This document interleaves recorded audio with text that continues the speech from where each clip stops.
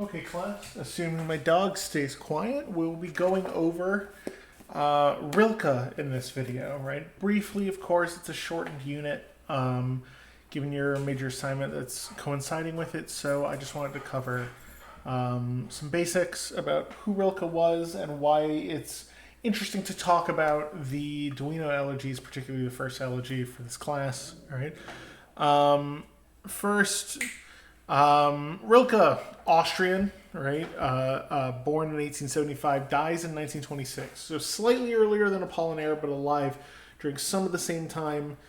Same going back to Dulce Maria and plenty of the other early 20th century voices we've talked about, right?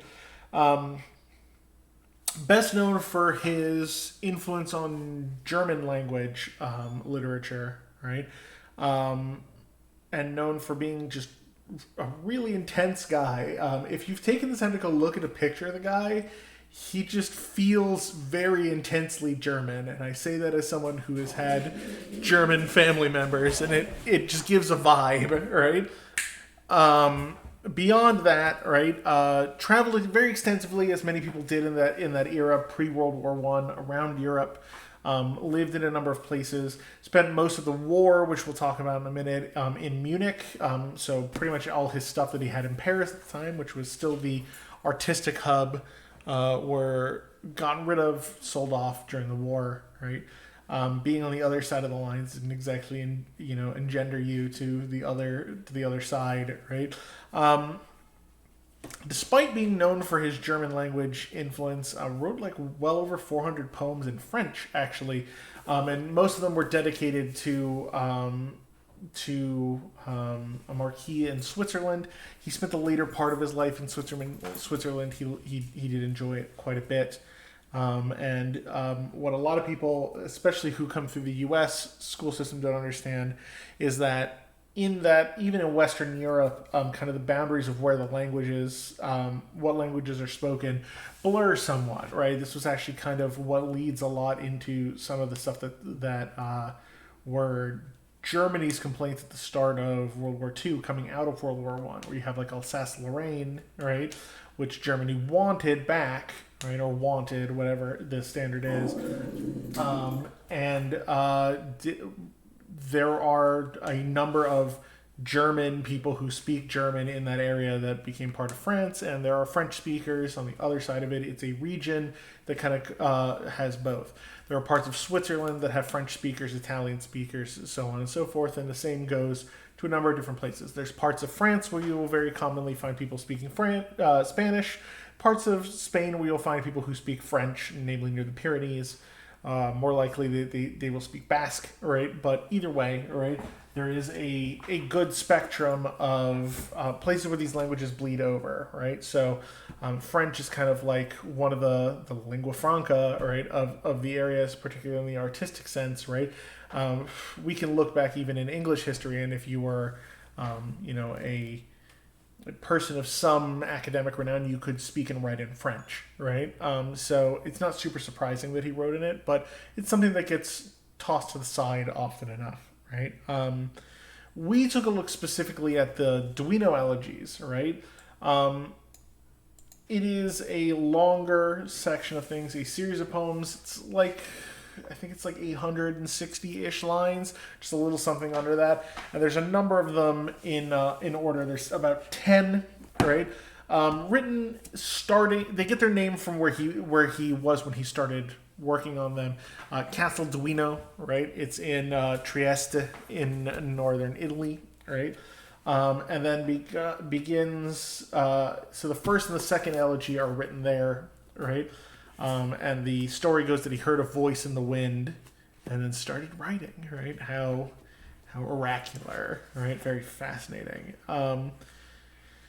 Theming wise, right? The Duino elegies, particularly the first one, and most of them are like this, are very intense, right? They come on very strong. They're existential, and and kind of pleading, demanding, and terrified in equal measure, I should think. They're inherently dealing with kind of these religious and mystical themes, but they don't really They don't sound like a Christian of the time. Stop. Sorry. Stop. They don't sound like a Christian of the time, or like rather following Christian doctrine to examine the place of the divine and the angelic, right? We have them next to each other. Unlike, the 400 poems I talked about, these were written in German, right? I don't know if any of you are lucky enough to speak or understand German, right? But if you do, you could do the side-by-side comparison yourself here, which, again, I appreciate in a translated text. Usually if I get something in translation, I want it to have both. I want to be able to look at both and see what the structural changes between them are, for reasons we've discussed already in this class. But the kind of that first line, right? Those first couple lines, who, if I cried out, would hear me among the angels' hierarchies, right? So this inherently small feeling that gets put forth in the poem, right? Of, if I cry out, who in the heavens is going to hear me? Am I going to get a response, right? And without going through too many more lines in the poem, I think we can take that first line and think about what it does for the entire piece, right? It sets up a mood, right, which is very small and existential, and I read as almost hopeless, right?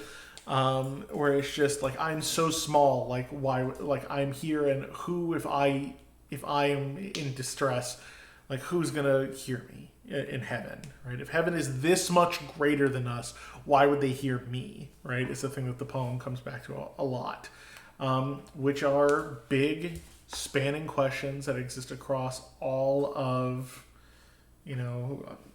human history, right? When dealing with the mystical, right?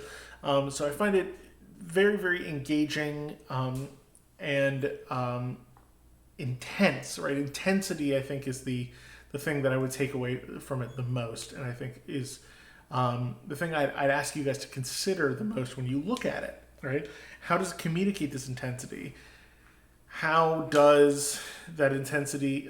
So it's intense even if in its native language. What does the translator do to keep it intense, right? Like, how do they do that work? What are the particular challenges to keeping this push, this poetic pressure we've talked about before into the translated work, right? Definitely take the time to read through that first one. I know it was the unit, but I also know after teaching long enough that I can't believe that you all necessarily actually did it. If you did not, I still suggest you do it, because it's a wonderful, wonderful, wonderful poem, right? It's full of longing and yearning and confusion and angst, and so much of the distinct core of human existence and, in a sense, suffering, that I think it's just a really inherently engaging read that I hope you guys take the time to read and that you enjoy. Okay, there will be probably one, maybe two more videos for the rest of the class, right? It will be on our last book, the Kojiki, right, which is in some senses similar and others incredibly different to everything we've read this semester. But from this lengthened recording session, I'm exhausted. So I will take the time to put some extra notes together for that one and throw that up shortly. Okay, so keep working on all your assignments, keep up to date on things, and I will see you in our last video. Thanks.